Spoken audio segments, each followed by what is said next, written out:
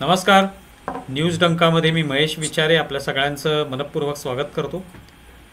मित्रांनो, भारत आणि पाकिस्तान यांच्यातल्या संघर्षाविषयी आता आपण रोज ऐकतोच आहोत आणि गेले अनेक दिवस विविध पैलूंवर त्या संदर्भात चर्चा होते. पण त्याच निमित्ताने आपल्या पूर्वेकडे असलेला जो देश आहे बांगलादेश, या ठिकाणी असलेली अस्थिरता, तिकडे जे अराजकाचं वातावरण आहे, निवडणुका सुद्धा झालेल्या नाही आहेत, हंगामी सरकार आहे आणि त्यामुळे एकंदरीत बांगलादेश हा कशा पद्धतीने आपल्याशी वागणार आहे या पुढच्या काळामध्ये, चीनचा सुद्धा धोका आहे. या सगळ्या पार्श्वभूमीवर एकीकडे आपण पाकिस्तानशी संघर्ष करत असताना दुसरीकडे बांगलादेशशी सुद्धा आपल्याला संघर्ष करावा लागणार का? तिथे कोणत्या प्रकारची संकट जी आहेत ते आपल्यासमोर असू शकतात, कोणती आव्हानं असू शकतात, या अशा वेगवेगळ्या पैलूंवर आपण प्रकाश टाकण्याचा प्रयत्न आज करणार आहोत. आणि त्यासाठी आपल्यासोबत आहेत कर्नल सारंग काशीकर आणि त्यांच्याशी आपण संवाद साधूया. ते स्वतः आंतरराष्ट्रीय विषयांचे अभ्यासक आहेत. बांगलादेश या विषयासंदर्भात सुद्धा त्यांचा अभ्यास आहे. तर तेव्हा त्यांच्याशी संवाद साधून ही सगळी वेगवेगळी जे पैलू आहेत ते जाणून घेण्याचा प्रयत्न करूया. सारंगजी, आपलं खूप खूप स्वागत आहे न्यूज डंकामध्ये. नमस्कार. थँक्यू. नमस्कार. तर सर्वप्रथम भारत आणि पाकिस्तान तर एकीकडे संघर्ष सुरू आहे, सगळ्यांचं लक्ष म्हणजे जगभरातल्या सगळ्या देशांचं असं लक्ष आहे आणि भारतातल्या प्रत्येकाचं लक्ष याकडेच लागलेलं आहे की पाकिस्तान आणि भारताचं काय होणार पुढे. पण त्याच वेळेला तिकडे दुसरीकडे दुसऱ्या टोकाला बांगलादेश, जो याच पाकिस्तानपासून वेगळा झाला आणि त्यानंतर स्वतंत्र देश म्हणून तो आज आहे आपल्या बाजूला, आपला शेजारी देश म्हणून. पण गेल्या काही कालखंडामध्ये आपण पाहिलं की शेख हसीना या त्यांना पदच्युत करण्यात आलं तिकडून आणि हंगामी सरकार मोहम्मद युनूस यांच्या नेतृत्वाखाली आहे तिथे. पण त्यानंतर निवडणुका झालेल्या नाहीत. अजूनही तिकडे वेगवेगळे गट जे आहेत ते सगळे मागण्या करतायत की निवडणुका पण घ्या. आणि कुठेतरी मग हे असंतोषाचं वातावरण आहे. तिकडे हिंदूंवर हल्ले होत आहेत, एका बाजूला निवडणुकांची मागणी होते, दुसरीकडे चीनसुद्धा त्यांच्या माध्यमातून भारतावर कुठेतरी दबाव आणण्याचा प्रयत्न करतोय. असे वेगवेगळे विषय आहेत. तुम्हाला या संदर्भात काय वाटतं? सध्या बांगलादेशच्या स्थितीबद्दल तुम्ही काय सांगाल? नमस्कार. नमस्कार. थँकफुल टू यू या कार्यक्रमात मला बोलवल्याबद्दल. सगळ्यात पहिल्यांदा म्हणजे बांगलादेश आणि भारत हा एक एक चांगले संबंध असायचे. किती कुरबुरी होत असल्या तरी जनरली संबंध चांगले असायचे आणि बांगलादेश हा बऱ्याच प्रमाणात आपल्यावर अवलंबून असायचा बऱ्याच मदतींसाठी. त्यामुळे बांगलादेश आणि भारत जरी म्हणजे ते भावकीचं भांडण होतं, त्याच्यात काही फार विकोपाला गेलेले संबंध नव्हते. आत्ता गेल्या एक वर्षामध्ये असं झालंय म्हणजे कुरबुरी कायमच चालू असायच्या, बाउंड्रीवरून असेल किंवा घुसखोरीवरून असेल. जरी 1971 नंतर बांगलादेश वेगळा झाला आणि आपल्याला वाटलं होतं की तिकडून निर्वासित येणं बंद होईल कारण त्यांची इकॉनॉमी चांगली होईल, पण प्रत्यक्षात तसं काही झालं नाही. प्रत्यक्षात तिकडून लोंढे भारतामध्ये येतच राहिले आणि ते स्वाभाविक आहे कारण भारत हा एक प्रगतिशील देश असल्यामुळे कायमच तिथून लोक आपल्याकडे येत राहिले. सगळ्यात मोठा प्रश्न गेल्या एक वर्षात निर्माण झाला आहे म्हणजे शेख हसीना तिथून पलायन झाल्यानंतर मोहम्मद युनूस ज्यांनी तिथे आपलं म्हणजे त्यांना इंटरिम गव्हर्नमेंट म्हणून बांगलादेशने त्यांची नियुक्ती केली आणि त्यांच्या ॲडवायझरी बोर्डमध्ये असलेल्या लोकांनी काही एक विचित्र अशी बोलणी करायला सुरुवात केली. आता चीनमध्ये जेव्हा युनूस गेले होते तेव्हा त्यांनी सुद्धा काहीतरी असं म्हणलं की आम्हीच समुद्राचे गार्डियन आहोत आणि ते समुद्राचे गार्डियन होत इथपर्यंत ठीक होतं. पण त्याच्यानंतर त्यांनी जे म्हणलं की द 7 सिस्टर्स म्हणजे आपली जी 7 नॉर्थ ईस्टकडची राज्य आहेत ती सगळी लँडलॉक्ड आहेत. आता ह्याचा खरं काही संबंध नाही आहे. म्हणजे ती जरी लँडलॉक्ड असली तरी बांगलादेशला त्याचा काय, हा जो त्यांनी तिथे उल्लेख केला तो जरा चिंता करण्यासारखा विषय. आणि मग त्याच्यानंतर त्यांच्याच ॲडवायझरी बोर्डमधले एक retired army officer, I am forgetting his name, त्यांनी असं म्हणलं की जर भारत आणि पाकिस्तानचं युद्ध झालं आता हे पहलगाम अटॅक नंतर, तर आपण चीनशी संबंध प्रस्थापित केले पाहिजेत आणि सेव्हन सिस्टर्सना कॅप्चर केलं पाहिजे. आता हे जे डायरेक्ट बोलणं होतं त्याच्यानंतर बांगलादेशने सांगितलं की आमचे विचार असे काही नाही आहेत. पण हे कसं असतं की these are all probing attacks. म्हणजे इंटरनॅशनल याच्यामध्ये की ठीक आहे, कोणीतरी बोलून त्याचे काय परिणाम होतात, कसे होतात, आणि एक छोटीशी सुरळी सोडून द्यायची, रेड हेरिंग्स ज्याला म्हणतात. सो त्या पद्धतीने म्हणजे ते प्रोबिंग करून बघतात की काय भारताची काय प्रतिक्रिया आहे याच्यावर बघूया. ते या सगळ्यामुळे थोडंसं आणि त्याच्यामध्ये गेल्या 2012 मध्ये, याच्या आधी पाकिस्तान आणि बांगलादेश यांच्यामध्ये संबंध म्हणजे बोलणी चालू होती. इकडून तिकडे लोक येत जात होते, गव्हर्नमेंट ऑफिसर्स एकमेकांशी भेटत होते.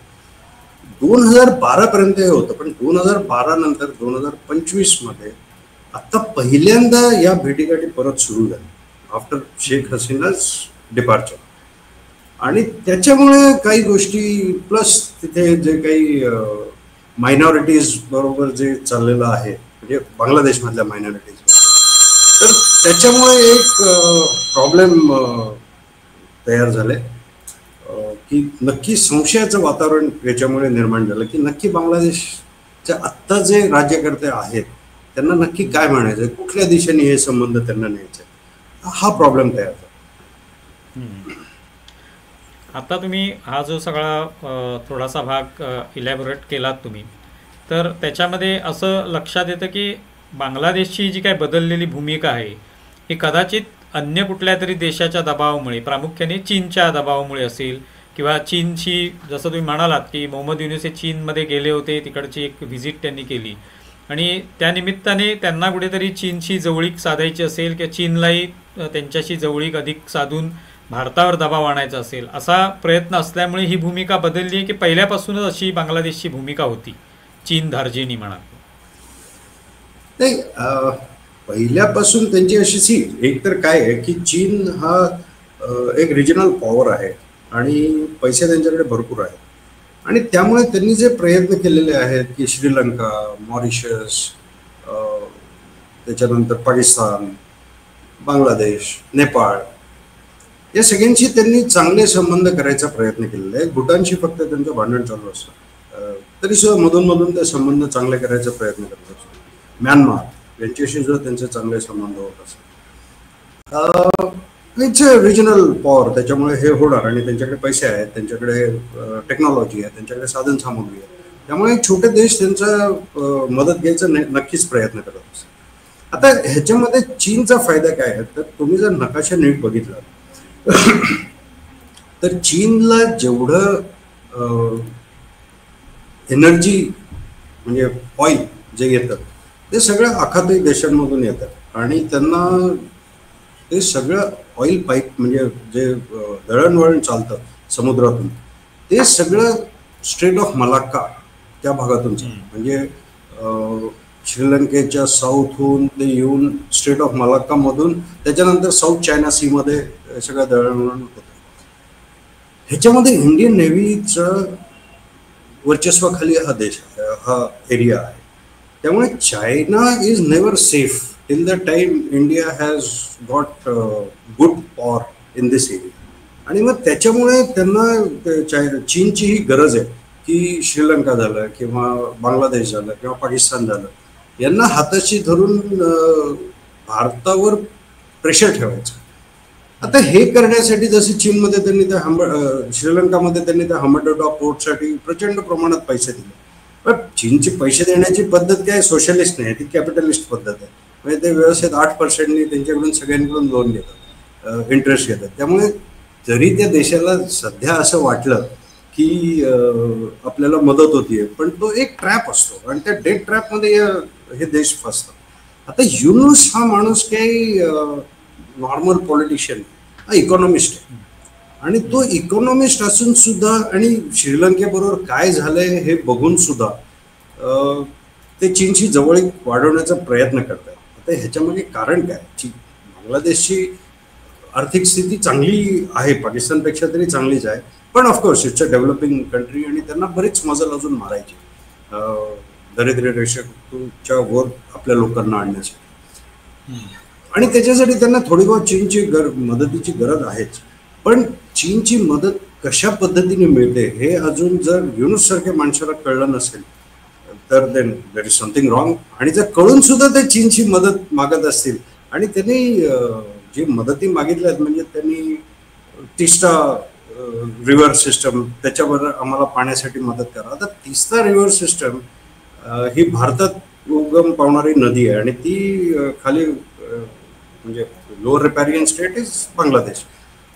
आता याच्यावरून तिथे त्यांना जे पाण्याचं मॅनेजमेंट करायचं होतं याच्यासाठी आधी आधीच्या गव्हर्नमेंटनी भारताची मदत मागितली आणि there was a project which we are helping them for that. आणि अचानक हे नवीन इंटरिम गव्हर्नमेंट आल्यानंतर किंवा इंटरिम ऍडमिनिस्ट्रेशन आल्यानंतर त्यांनी अचानक चीनमध्ये जाऊन त्यांना सांगितलं की आम्हाला तुम्ही याच्यासाठी मदत करा.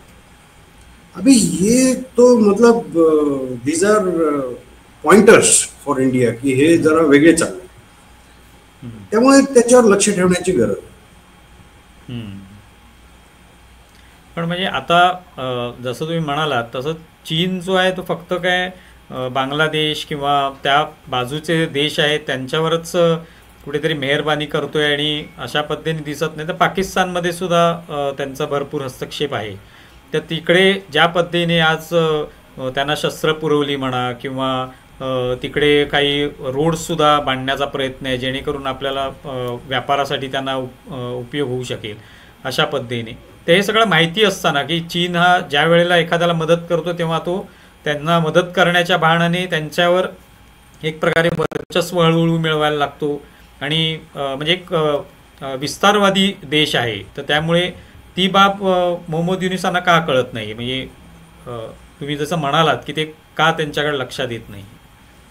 सी ऍक्च्युली काय आहे की थर्ड वर्ल्डमध्ये तर पॉलिटिशियन्सना चक्क विकतच घेतलं जातं.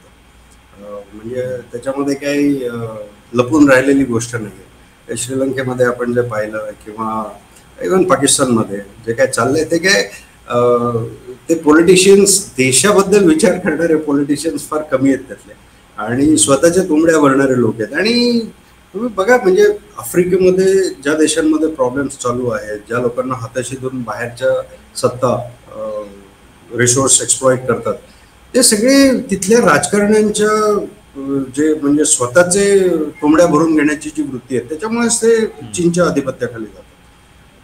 आता that is why this is a very interesting thing की हा माणूस आयुष्यभर यांनी म्हणजे ते ग्रामीण बँक आणि हे सगळं केलेलं असल्यामुळे he is definitely he understands how the power plays happen आणि इकॉनॉमी कशी सांभाळली जाते किंवा बुडवली जाते. तरी सुद्धा हा का Y is he going towards China is a very interesting question. आणि म्हणजे सी त्याच्यामध्ये जर तुम्ही ऍक्च्युली बांगलादेशचा इतिहास जर बघितला तर बांगलादेश स्वतंत्र झाला 1971. 4 वर्ष मुजीबचं राज्य होतं तिथे शेख मुजीबुर रहमान आणि त्या माणसाला मानणारे प्रचंड लोक आहेत अजून सुद्धा बांगलादेशमध्ये. पण तरी सुद्धा 4 वर्षामध्ये there was a mutiny against him आणि 75 साली मुजीबचा खून झाला आणि त्याच्यानंतर तिथे म्हणजे मार्शल लॉ लागू झाला.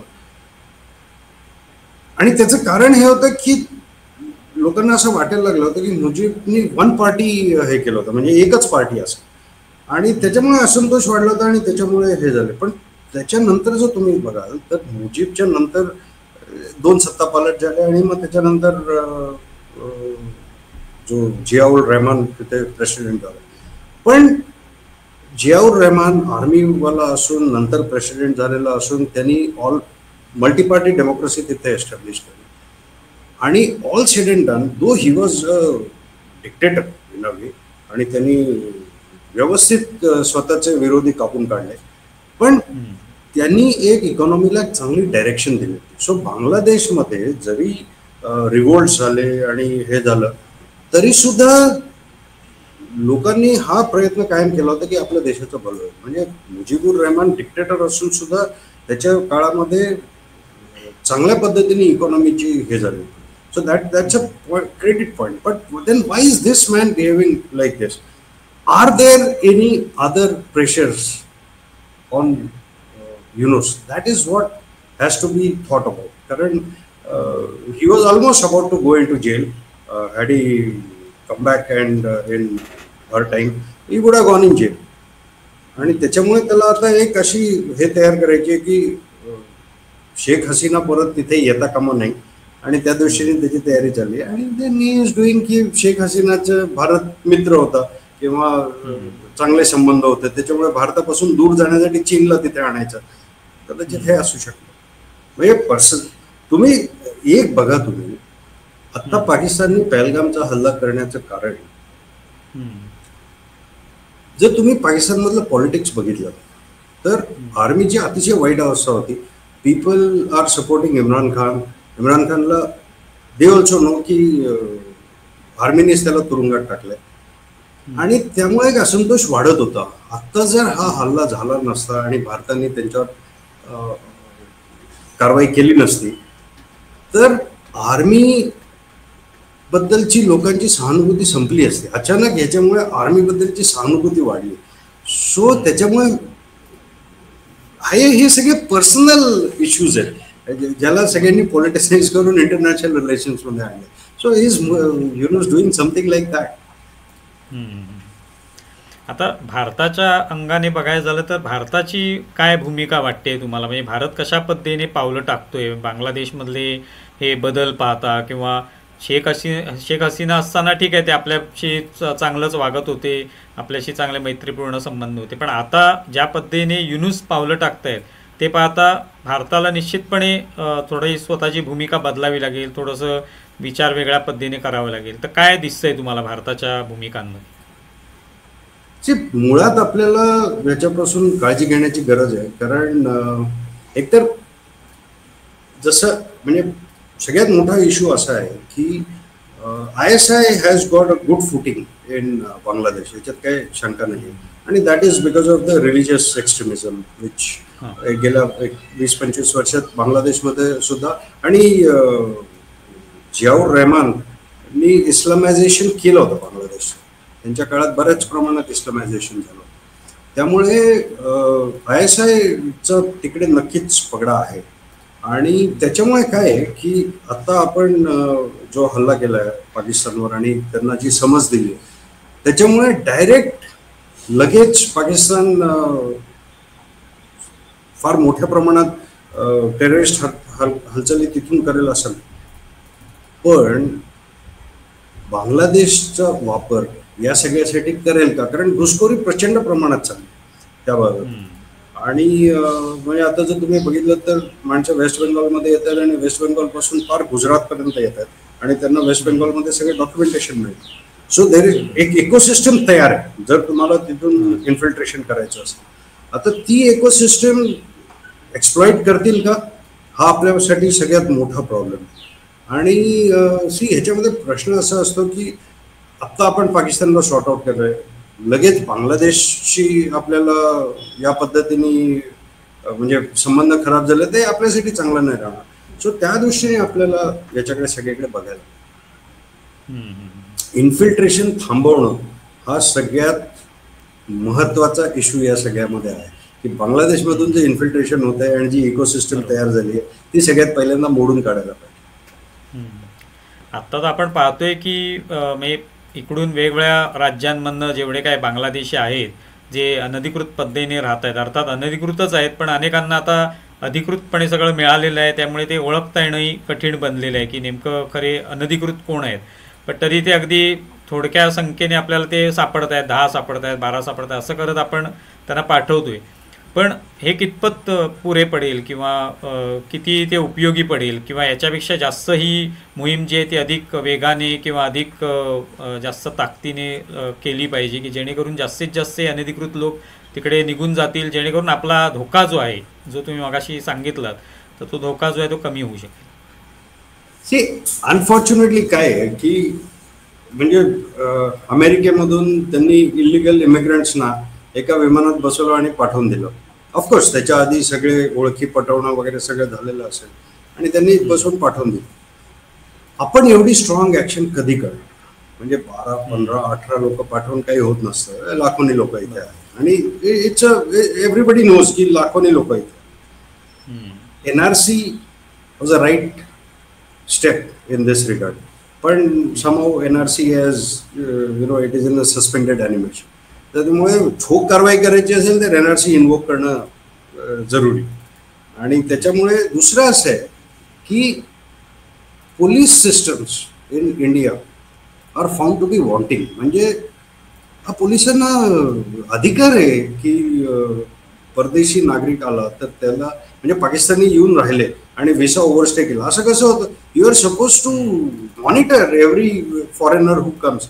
सो पोलीस सिस्टमला सुद्धा थोडीशी चावी मारण्याची गरज आहे की लवकर शोधा या लोकांना, आणि शोधणं काही अवघड नाही. सो पण या एक गोष्टी काही करायला पाहिजेत. आणि जसं पॉलिटिकल विल आपण दाखवली टेरर इन्फ्रास्ट्रक्चर डिमॉलिश करण्यासाठी, आणि आपण पाकिस्तानमध्ये सुद्धा एरियल स्ट्राईक्स केले, तर पॉलिटिकल विल गव्हर्नमेंटला दाखवायला पाहिजे आणि they have to come down heavily on this. नाही, आता हे जे बांगलादेशींना, अनधिकृत बांगलादेशींना आपण घालवतो इकडून किंवा त्यांना शोधलं जाते, त्यांचे काही जन्मदाखले शोधले जात आहेत, ज्या प्रमाणामध्ये पाहिजे तेवढं नाही होत आहे. पण हे पूर्वी कधीच एवढ्या प्रमाणात झालं नव्हतं किंवा या उद्देशाने झालं नव्हतं. काही येत असतील ते आपले, झालंच एखादं प्रकरण समोर आलं तर त्याच्यावर त्याला कारवाई होत असेल. पण जे पूर्वीच्या सरकारांनी केलं नाही, हे आत्ता कदाचित लक्षात आलं असेल. सगळेच एकूण राजकारण बदलते, चीनचा प्रभाव म्हणा किंवा एकूणच भारतामध्ये घुसखोर पाठवायचे, भारतामध्ये अस्थिरता निर्माण करायची, असे अनेक देशांना वाटत असेल. त्यामुळे कदाचित हे होत असेल. तर आत्ता या सरकारची तुम्ही म्हणताय अशी आणखी तीव्रतेने कामगिरी केली पाहिजे, मोहीम राबवली पाहिजे. पण तुर्तास तरी जे काय करतायत त्याच्यामध्ये तुम्हाला कोणकोणती पावलं वाटतात की जी सकारात्मक आहेत किंवा आणखी त्या बाबतीत आपल्या सरकारने आणखी भक्कम अशी पावलं टाकली पाहिजे, कोणकोणत्या मुद्द्यावर? शोधणं तर सगळीकडे चालूच आहे. म्हणजे गुजरातमध्ये चालू झालेलं आहे, म्हणजे शोधणं चालू आहे.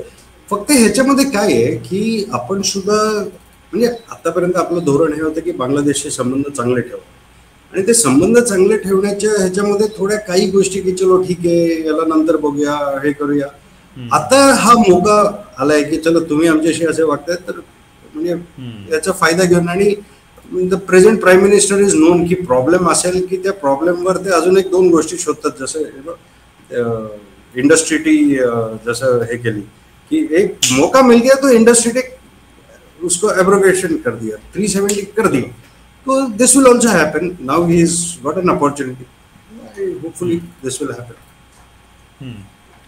आता सुरुवातीलाच एक जो विषय आला तो म्हणजे तिकडच्या हिंदू समुदाय जो आहे त्यांच्यावर अन्याय अत्याचार होत आहेत. आणि तो सुरुवातीला जेव्हा मोहम्मद युनूस हे तिकडचे सल्लागार म्हणून जेव्हा डेप्यूट झाले त्यावेळेला मोठ्या प्रमाणावर हिंदूंवर अत्याचार होत होते, आणि तो मुद्दा सुद्धा पंतप्रधानांनी सुद्धा त्यांच्याशी संपर्क साधला आणि त्यावर लक्ष द्यायला सांगितलं. तर तो मुद्दा किती महत्त्वाचा वाटतो की तो सुद्धा भारताशी जोडलेला आहे? ऑब्व्हियसली सी, म्हणजे हिंदूंसाठी एकच देश आहे, दॅट इज भारत. त्याच्याशिवाय दुसरा कुठला देश नाही आहे. आणि जो आपला CAA ऍक्ट होता त्या दृष्टीनेच केलेला होता की आपण त्यांना मदत करता आली पाहिजे आपल्याला. आणि आता ह्याच्यामध्ये तुम्ही बघा की शेख मुजीबुर रहमान, शेख मुजीबुर हा मुस्लिम लीगचा सदस्य होता, मुस्लिम लीगचा कार्यकर्ता, आणि टू नेशन थिअरीमध्ये विश्वास ठेवणारा. त्यामुळे नंतर ते सेक्युलरिझम वगैरे सगळे ठीक आहे, पण हा मुस्लिम लीगचा सदस्य होता. आणि ज्याला बांगलादेश म्हणजे भारताची फाळणी करायची हे नक्की डोक्यात होतं. आणि पाकिस्तानची निर्मिती काही की आम्ही सेक्युलर होऊ म्हणून झालेलं नाही, याचं इस्लामिस्ट नेशन. त्यामुळे सुरुवातीपासूनच तिथे असलेल्या हिंदूंना असं काही मोकळं रान नव्हतं. पण थोडंसं बेंगॉली नॅशनलिझम जास्त असल्यामुळे आणि इस्लामायझेशन कमी असल्यामुळे हिंदू सेफ वाटायचे. आता मुक्तीवाहिनीमध्ये एवढ्या प्रचंड प्रमाणात हिंदू लोक होते. आता हिंदूंची तिथे संख्या किती आहे आणि त्यांचं मोराल किती आहे हा एक नक्कीच महत्वाचा विषय. आता ह्याची दुसरी बाजू तुम्ही बघितली तर काल जे बांगलादेशने नोटा चेंज केल्या त्याच्यावर शेख मुजीबुरचा फोटो त्यांनी काढून टाकला, आणि त्याच्यानंतर त्यांनी त्याच्यावर जे नवीन नोटा केल्या त्याच्यावर जुनी मंदिरं आणि या सगळ्याचे फोटो आहेत. So maybe they are trying to portray की आम्ही सेक्युलर राहू. पण हा जरा प्रॉब्लेमॅटिक इश्यू आहे, कारण ज्या पद्धतीने ते गोष्टी झालेल्या आहेत, it is definitely something to worry about. Hmm. आता या निमित्ताने एक महत्त्वाचा विषय मध्यंतरी चर्चेला आला, तो म्हणजे चिकन नेकचा. तर तो जो भाग आहे त्या ठिकाणी बांगलादेशचं एक जुनं मला वाटतं एअरबेस आहे आणि तो दुसऱ्या महायुद्धामध्ये वापरला गेला होता.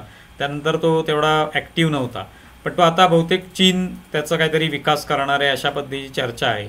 आणि त्या दृष्टीने भारतासमोर एक आव्हान आहे की भारताला लक्ष ठेवावं लागेल, कारण जसं तुम्ही मगाशी म्हणालात की एक जुने लष्करी अधिकारी म्हणाले की आपल्याला ही सेवन सिस्टर्स जी आहे ती ताब्यात घेता येऊ शकतील. तर त्या अनुषंगाने हा मुद्दा किती महत्त्वाचा आणि गंभीर आहे. बिलकुल. सगळ्यात पहिल्यांदा अं, चीन, हिमालय म्हणजे तिबेट, हिमालय आणि भारत अशी जर सिस्टम तुम्ही लक्षात घेतली तर म्हणजे जे चायनीज एअरफोर्स आहे, ज्याला पीपल्स एअरफोर्स म्हणतात, तर पीपल्स एअरफोर्सचा सगळ्यात मोठा प्रॉब्लेम काय आहे की चीनमधून जर त्यांना उडायचं असेल तर ते फार लांब आहे. तिबेटमधून जर लष्करी विमानांना उडायचं असेल तर तिबेटची बेसिक हाईट 10-12-14,000 फूट आहे. 14,000 फुटावरून जर विमानाला उडायचं असेल तर त्याला पेलोड आणि फ्युएल हे फार कमी घेऊन उडायला लागतं, कारण इंजिनची ताकद तेवढी कमी होते. आणि हा चीनचा सगळ्यात मोठा प्रॉब्लेम आहे की जर भारतावर त्यांना एअरफोर्सचा त्यांचा लिमिटिंग फॅक्टर हा आहे की हाय अल्टिट्यूडमधून टेक ऑफ करायला. हाय अल्टिट्यूडमधून टेक ऑफ केल्यावर त्यांचं फ्युएल कॅपॅसिटी कमी किंवा पेलोड कमी होईल, दोन्हीपैकी एक काहीतरी कमी. म्हणून जर त्यांना भारतावर हे करायचं असेल तर then they have to come around की म्यानमारवरून यायचं. That cannot be done. So जर त्यांना इथे बेस मिळाला तर त्यांना याचा फायदा होतो. आता बेस झाला तर ते काय लगेच सगळे विमानं इथे आणून ठेवणार नाही, तो इश्यू नाही. बांगलादेशची डेप्थ किती, बांगलादेशचं लेंथ किती, हे अगदी छोटासा देश आहे. आणि आता आपण बघितलं की कशा पद्धतीने हवाई युद्ध होतात. आपण 300 किलोमीटर आतमधून त्यांच्यावर अटॅक केला, आपण काय क्रॉस नाही केलेलं. सो बांगलादेशची लंबाई चौडाई किती आहे, एकदम छोटंसं. इश्यू हा आहे की जर तिथे चायनीज लिसनिंग पोस्ट आहे तर ते आपल्यावर लक्ष ठेवू शकतात. आत्ता ते हिमालयाच्या पलीकडून आपल्यावर फारसं लक्ष ठेवू शकत नाही, लक्ष ठेवतात ते सुद्धा. पण हे म्हणजे कसं आहे की अगदीच कुशीत येऊन ते आपल्यावर लक्ष ठेवून बसतात. म्हणजे हा इफ यू ड्रॉ पॅरलल, हे जेव्हा अमेरिकेमध्ये एक शेजारी त्यांच्या एकदम छोटासा देश आहे फिडेल कॅस्ट्रोचा, तिथे जेव्हा त्यांनी रशियाने ठरवलं की आपण मिसाईल्स आणून तिथे लावूया, तेव्हा जो अमेरिकेला प्रॉब्लेम झाला होता, that is the same problem that we are going to face. की एक लिसनिंग पोस्ट आपल्या शेजारी येऊन उभी राहणार आहे जे आपल्या सगळ्या हरकतींवर लक्ष ठेवते. हा त्यातला सगळ्यात मोठा प्रॉब्लेम. एक एअर स्ट्रिपमध्ये त्यांची विमानं ॲसेच ती जेव्हा यायची असेल तेव्हा येते, पण त्यांना आपल्या सगळ्या गोष्टींवर लक्ष ठेवता येईल, हा सगळ्यात मोठा. आणि आपले म्हणजे अरुणाचल प्रदेश किंवा सेवन सिस्टर्स, ही सगळी विमान आपल्या एअरफोर्सला बरंच त्या प्रदेशामधून ये जा करायला लागत असते. त्यामुळे हा सगळ्यात मोठा प्रॉब्लेम आहे. आता या निमित्ताने एक पश्चिम बंगालचा जो मुद्दा आहे तो सुद्धा समोर येतोय की पश्चिम बंगालमध्ये आज ममता बॅनर्जी यांचं सरकार आहे आणि ते कुठेतरी अर्थातच नरेंद्र मोदी किंवा भाजप सरकारच्या विरोधात त्यांची सातत्याने भूमिका राहिली. आणि अशा वेळेला तिकडे जे काही हे होत आहेत, लोक मोठ्या प्रमाणावर घुसखोरी करत आहेत आणि तिथे मोठ्या प्रमाणावर म्हणजे जसं मुर्शिदाबादमध्ये असेल किंवा मालदामध्ये असेल, अशा ठिकाणी मोठ्या प्रमाणावर वस्ती आहे बांगलादेशींची. आणि तेच तिथून मग वेगवेगळ्या राज्यांमध्ये जात आहेत, तिथे मग दंगली घडत आहेत की तिकडे हिंदूंवर अत्याचार होत आहेत. आणि याच्यावर कुठेही ममता बॅनर्जी फारसं लक्ष देत नाही आहेत, किंबहुना कदाचित मतदार म्हणून ते त्याकडे दुर्लक्ष करत असतील असा त्याचा अर्थ निघतो. पण हा सुद्धा भारतासमोर एक मोठं आव्हान आहे किंवा धोका आहे. सर हे प्रचंड मोठं आव्हान आहे. तुम्ही आता बघा, म्हणजे if you see the map properly बांगलादेशचा, हम्म, अ, पश्चिम बंगाल मोठ्या प्रमाणात त्यांची सरहद्द लागून आहे. आसाम आणि हम्म, बेंगॉल बांगलादेश यांची हे लागून आहे, सीमा लागून आहे. हम्म, आता गेल्या 5, 7, 10 वर्षामध्ये हेमंत बिश्व शर्मांचं म्हणजे बीजेपीचं सरकार आल्यापासून तिथे इन्फिल्ट्रेशन फार कमी झालंय, पण तिथे सुद्धा प्रचंड प्रमाणात इन्फिल्ट्रेशन आधी चालू होतं. आता ते हम्म, आटोक्यात आलंय. अजून सुद्धा लाखो लोक तिथे राहत आहेत, ते परदेशातून येऊन राहत आहेत. बांगलादेश म्हणजे वेस्ट बेंगॉलमध्ये अजून एकतर ते काय आहे की बांगला नॅशनलिझम, आणि ते म्हणजे बऱ्याच सगळे इकडे पण बेंगाली बोलणार आहे, तिकडे पण बेंगाली बोलणार आहे. त्याच्यामुळे बरेच असे साटेलोटी असतात, आणि हम्म, त्याच्यामुळे तो प्रॉब्लेम सगळ्यात मोठा झाला होता. आणि हम्म, जर तुम्ही खरं बघितलं ना, म्हणजे ती जी तिथे ज्या पद्धतीची बॉर्डर आहे ते फार सोपं आहे इकडून ते. म्हणजे हिली एरियाजमध्ये जेव्हा बॉर्डर असते ना, तेव्हा इन्फिल्ट्रेशन हम्म, हा फार सोपा प्रकार असतो. आणि बरोबर. त्याच्यावर वचक घालणं, कारण म्हणजे आम्ही आर्मीमध्ये म्हणतो की माउंटन्स इट ट्रूप्स. तुम्ही कुठे कुठे आणि किती लोक लावा. बरोबर फेन्स आहे. आल्यापासून बराच कमी झालेलं आहे. पण तरी हम्म, सुद्धा जेव्हा इन्फिल्ट्रेशन होतं, आता तिथेच कशाला, तुम्ही पंजाबमध्ये बघा की हो. म्हणजे देर वॉज अ प्रपोजल की जी बॉर्डरचा जो जवळचा एरिया आहे तो केंद्राच्या हाताखाली यावा. हे प्रपोजल म्हणजे जर तुम्ही अमरिंदर सिंग इलेक्शन हरण्याच्या आधी हा पंजाबने हम्म, मान्य केलं होतं की ठीक आहे, हा एरिया सेंट्रल फोर्सेस बघतील म्हणून. हम्म, तो वेस्ट बेंगॉलमध्ये ते अजून झालेलं नाही. So that has to be done.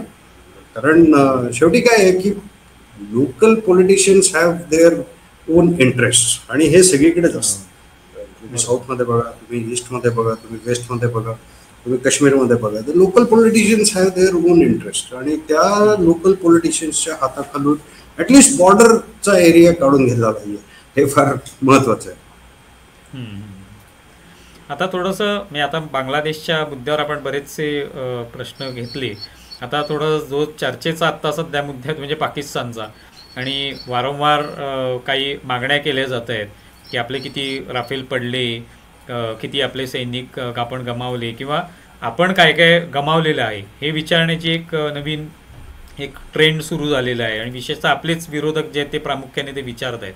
मग अशा वेळेला तुम्हाला काय वाटतं, हा सगळ्या मुद्द्याकडे आपण एक सर्वसामान्य नागरिक म्हणून कशा पद्धतीने बघितलं पाहिजे? See me I draw your attention to सगळ्यात बेस्ट ऑपरेशन जे आतापर्यंत काउंटर इन्सर्जन्सीमध्ये झाले किंवा काउंटर टेररिझममध्ये झाले, ते ओसामा बिन लादेनला अबोटाबादमध्ये जाऊन अमेरिकन ट्रुप्सनी त्याच्या घरात जाऊन मारलं.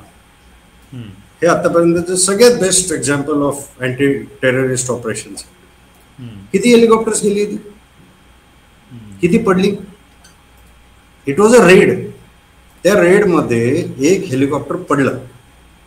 हम्म, तुम्ही कधी चर्चा ऐकली? हम्म, it was a normal thing की ठीक आहे, एक ऑपरेशन चालू होतं, त्याच्यामध्ये एक हेलिकॉप्टर पडलं. ऑब्जेक्टिव्ह काय होतं? ओसामा बिन लादेनला मारणं. बरोबर. सगळ्यांनी ऑब्जेक्टिव्ह डिस्कस केलं. कोणी हेलिकॉप्टर पडल्याचे जे म्हणजे आम्ही तो कॅम्पेन म्हणून वाचत असल्यामुळे आमच्या लक्षात आलं, अरे हेलिकॉप्टर पडलं, का पडलं. पण त्याची वाच्यता कुठे झाली नाही, किंवा त्याचं विचारणा पण कुठे झाली नाही. हम्म, why don't you draw same पॅरल हिअर? हम्म, म्हणजे जसं आपल्या एअरफोर्सच्या ऑफिसर्सने सांगितलं की अरे कॉम्बॅट आहे, ह्याच्यामध्ये विमानं पडली, विमान त्याच्यातला पायलट इज नॉट डिस्पेन्सिबल. हम्म, सो त्यांनी सांगितलं की आमचे सगळे पायलट सेफ आहेत. So hmm. Then what is the issue? बरोबर. हो, हो. या सो मुळात हे जे आहे ना की विमानं किती पडली आणि काय पडली, हा मूळ मुद्दाच नाही. हम्म, मूळ मुद्दा काय आहे की मिलिटरी आणि पॉलिटिकल ऑब्जेक्टिव्ह अचीव केलं की नाही. की नाही. You go to war to achieve your political objectives. हम्म, Political objectives lay down your military objectives. So, हम्म, did you achieve your military and political objectives? Yes, we achieved. हम्म. आता त्याच्यामध्ये किंमत तुम्हाला किती मोजायला लागली आणि मोजायला लागली का, हा दुय्यम प्रश्न आहे. बरोबर. अनफॉर्च्युनेटली हे म्हणजे the ends are important, the means are also important. We did everything fairly. आता त्याच्यामध्ये जे आपलं नुकसान झालं असेल त्याची वाच्यता एवढी करायची गरज नाहीये. आणि जे काय असेल ते मिलिटरी थिंकिंगसाठी the military thinkers will think about it की आपलं काय झालं, की पडलं का, पडलं असेल तर का पडलं त्याच्यावर. आणि ते सुद्धा सीडीएसने काल बोलताना सांगितलं की we understood what are our mistakes. पण त्याचा अर्थ असा नाही की आमची विमानं पडली. सी, फर्स्टली भारताची मोबाईल डेन्सिटी काय आहे? प्रत्येक किलोमीटरमध्ये 1000 मोबाईल असतात. एखादं विमान पडलं तर ते आजच्या घडीला लपवता येण्यासारखं आहे का? दुसरं, 34% लोकांनीच मोदींना मत दिलंय हो. 66% लोकांनी तरी सुद्धा मत दिलेलं नाही. सो हे 66% लोकांकडे 100 तरी मोबाईल असतील की नाही? त्याच्यामुळे काही ना काहीतरी हे यायला पाहिजे. आता हे जे आहे ना, म्हणजे वन की ओके डॅमेज झाली का, झाली असेल, तुम्हाला ते आम्ही बघून घेऊ ना आमची डॅमेज काय झाली आहे. आणि in battlefield you always learn lessons, overcome those problems and fight your war. That has been done. आपणच नको त्या वेळेला हे लोकांना कळायला पाहिजे का? नक्की कळायला पाहिजे. तुमच्या टॅक्सच्या पैशातून विमान घेतलंय तर तुम्हाला कळायला पाहिजे. पण आत्ता ती वेळ आहे का? नाही, आत्ता ती वेळ नाही. कारण एक जर विमानाचा ऍक्सिडेंट, एक समजा ट्रान्सपोर्ट एअरलाईनचा ऍक्सिडेंट झाला, किती महिने लागतात तो? त्या पायलटची चूक आहे का विमानामध्ये काही बिघाड झाला हे कळायला किती 6, 7, 8 महिने लागतात. इथे कॉम्बॅट आहे, 100 विमानं चालू होती, त्याच्यामध्ये समजा एक पडलं असेल तर का पडलं, कसं पडलं ह्याचा विचार करायला वेळ लागतो. उगाच तुम्ही काहीतरी स्टेटमेंट दिलं तर त्याचा दुसरा असं, तुम्ही एक टॉप गन म्हणून एक पिक्चर होता, तर टॉप गन मध्ये एक फार चांगलं हे होतं की ती जी लेडी इन्स्ट्रक्टर असते, सिव्हिलियन असते, ती त्या नायकाला विचारते. तो नायक सांगत असतो की मी रशियन विमानाला सुद्धा इन्व्हर्टेड जी करताना बघितलं. आणि ती म्हणली की नाही ते करू शकत नाही. तो म्हणलं मी स्वतः बघितलंय, but I can tell you because it is a top secret. आता ती इन्स्ट्रक्टर आहे आणि तो तिला सांगतो की it's a top secret, I can tell you.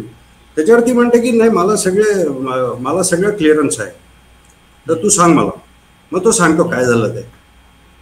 ते म्हणते अच्छा तो तू आहेस का ज्याने हे केलं होतं ते. म्हणजे पेंटॅगॉन मध्ये सुद्धा किती मोठ्या प्रमाणात की टॅक्टिक्स आणि कॅपॅबिलिटीज आणि काय झालं याच्यावर एक सिक्रेसी पाळली जाते. कारण तुमच्या छोट्या छोट्या ज्या माहिती तुम्ही देत असतात त्याच्यामधून टॅक्टिक्स तुमच्या समजतात. आणि त्या शत्रूला कमीत कमी जेव्हा तुमचं सिंधू अजून चालू आहे, आता तुम्हाला ही माहिती देता कामा नाही कोणालाही की काय झालं, कशामुळे पडलं, कसं झालं, ती माहिती द्यायचीच नसते आता. सो दॅट्स हा फार गौण मुद्दा आहे. आणि सगळ्यात महत्वाचं हे की जेव्हा आपले सगळे पायलट सेफ आहेत, जेव्हा आपली जीवहानी त्याच्यामध्ये काही झालेली नाही, so what is the worry, resources आते रहेंगे सर, उसमें कौन सी बड़ी बात. एक शेवटचा प्रश्न विचारतो की आता या पाकिस्तानची जी आपली मोहीम आहे ऑपरेशन सिंधूर ही सुरूच आहे, पण तुमच्या दृष्टीने काय नेमकं आपली आता भूमिका आहे किंवा असली पाहिजे की जेणेकरून जो काही आपण हल्ला केला, आक्रमण केलं आणि ज्याच्यामुळे दहशतवाद्यांचं मोठ्या प्रमाणात नुकसान झालं, त्यांच्या तळांचं नुकसान झालं, एअरबेसचं नुकसान झालं त्यांच्या, तर त्यामुळे पाकिस्तानला योग्य धडा मिळालेला आहे किंवा पाकिस्तान पुन्हा ती का आगळीक करण्याचा प्रयत्न करेल असं वाटतंय का तुम्हाला? सर देखो वो टेरर इंडस्ट्री है, ठीक आहे. म्हणजे मी म्हणूनच म्हणलं की लगेच पाकिस्तान हल्ले थांबवेल का तर माहित नाही. म्हणजे आता बालाकोट झाल्यानंतर 6 वर्षांनी त्यांनी एक मोठ्या प्रमाणात असं काहीतरी केलं, छुटपुट काही ना काहीतरी चालूच होतं, इन्फिल्ट्रेशन चाललेले होते, सगळं चालू होतं. डायरेक्ट अशा मोठ्या पद्धतीचा हल्ला त्यांनी केला. दुसरं असं तुम्ही बघा की गेल्या 15 वर्षात म्हणजे 2014 पासून भारतामध्ये मेनलँड दिल्ली, बँगलोर, पुणे, मुंबई, चेन्नई, पटना, गया हे जे तुम्ही कायम ऐकायच्यात की इथे बॉम्बलास्ट झाला, इथे बॉम्बलास्ट झाला, आणि त्याला कारण असं होतं की केवळ the political will of the government, की एकदा सरकारने आपली विल दाखवली की आम्ही काय करू शकतो, तर ते सगळे हल्ले थांबलेले आहेत. काश्मीरमध्ये जे चालू होतं ते तो भागच वेगळा. त्यामुळे आता एवढ्या मोठ्या प्रमाणात हल्ला केल्यानंतर आणि चांगली अद्दल घडवल्यानंतर बोलत ते काहीतरी राहतील, मागून लपून काही ना काहीतरी कागळ्या काढतच राहतील. पण मोठ्या प्रमाणात कोऑर्डिनेटेड पद्धतीने जे आतापर्यंत चाललेलं होतं ते चालेल का, तर अवघड म्हणजे त्यांनी किती जरी हे केलं की आम्ही जिंकलो, आम्ही हे केलं, आम्ही भारताचं असं केलं, तरी आज पाकिस्तानची पॉलिटिकल लिडरशिप आणि त्यांची आर्मी, या दोघांना धक्का बसलेला आहे की यार हे तर फार मोठ्या प्रमाणात आपलं नुकसान केलं. आणि पुढच्या वेळेला हे, कारण दुसरं आपण असं हे केलं की जिथून आम्ही सोडलं होतं ते, what is the meaning of it is a pause and not a cease fire. याचा अर्थ की आपण जिथे खेळत होतो तिथून पुढे खेळायला आपण सुरुवात करतो. सो आम्ही आता तुमच्या एअरबेसेसवर हल्ला केला होता, आता आम्ही त्याच्या पुढची पायरी करू. इट इज नॉट दॅट की आम्ही परत टेरर कॅम्प्सवर हल्ला करू. It is an escalation matrix which has been defined by army. आणि पॉज मीन्स आम्ही इथे आहोत, आम्ही इथेच खेळतो, ह्याच्यावर आम्ही जाऊ. So that is a very important thing. So त्यामुळे ही भीती कायम राहणार की हे काहीतरी करतील. So as long as the government has this outlook की ह्याच्या, आणि दुसरं असं आहे की आता ह्याच्या पुढे समजा सत्ता पालट जरी झालं तरी दुसऱ्या सरकारला सुद्धा they have to start from here only, they cannot go back, कारण नाहीतर फार अवघड आहे. So a new normal which has been set has been a trend setter. त्यामुळे पण ह्याचा अर्थ असा नाही की कागाळ्या पूर्ण बंद होतील, काही ना काहीतरी चालू राहणार. कुत्र्याचं शेपूट येते. आणि टेरर इंडस्ट्री ही त्यांचं पैसे कमावण्याची प्रचंड मोठी इंडस्ट्री, त्यामुळे ती इंडस्ट्री ते बंद करू शकत नाही. त्यांचे आर्मी ऑफिसर्सना जे भ्रष्टाचार करायची संधी मिळते ती केवळ याच गोष्टींमुळे, आणि त्यामुळे ते बंद होणार नाही. That is very clear. So पण बघूया, it will be interesting time की ह्याच्या पुढे ते काय करतात. खूप खूप धन्यवाद सारंगजी, तुम्ही या सगळ्या विषयांवर सविस्तरपणे आणि अगदी व्यवस्थित ते सगळी प्रतिक्रिया दिलीत. आपण या निमित्ताने असे वेगवेगळे आंतरराष्ट्रीय मुद्दे घेऊन बोलत राहूया. अशाच काही मुलाखती होऊ शकतील आपल्या. तुम्ही इथे इट आलात विल न्यूज बी डंका. इंटरेस्टिंग. आता ज्या पद्धतीने रशियामध्ये युद्ध संपतंय, म्हणजे युद्ध चालू आहे, आणि जे काल गेल्या 2 दिवसात झालेलं आहे, that's a very interesting thing again. की म्हणजे एवढ्या आतमध्ये डीप मध्ये जाऊन त्यांनी अटॅक केलाय. आणि त्याच्या आधी हे युद्ध थांबलं असतं, पण ते युद्ध थांबून दिलं नाही लोकांनी, आणि हा अटॅक झालाय. आणि हा अटॅक असा नाही झालेला की 2 दिवसात झालाय. हा अटॅक कमीत कमी गेले 1-1.5 वर्ष लोक प्लॅन करत होते की या पद्धतीने attack. It's a very interesting attack that they have done. So very interesting. आपण या अशाच विषयावर सुद्धा स्वतंत्रपणे असा आपण व्हिडिओ किंवा त्याच्यावर तुमचं विश्लेषण अशा पद्धतीची एखादी मुलाखत करू शकतो. हां, निश्चितपणे. पण तुम्ही इथे आलात आणि या सगळ्या विषयांवर प्रकाश टाकलात त्याबद्दल खूप खूप आभारी आहोत. थँक्यू. नमस्कार.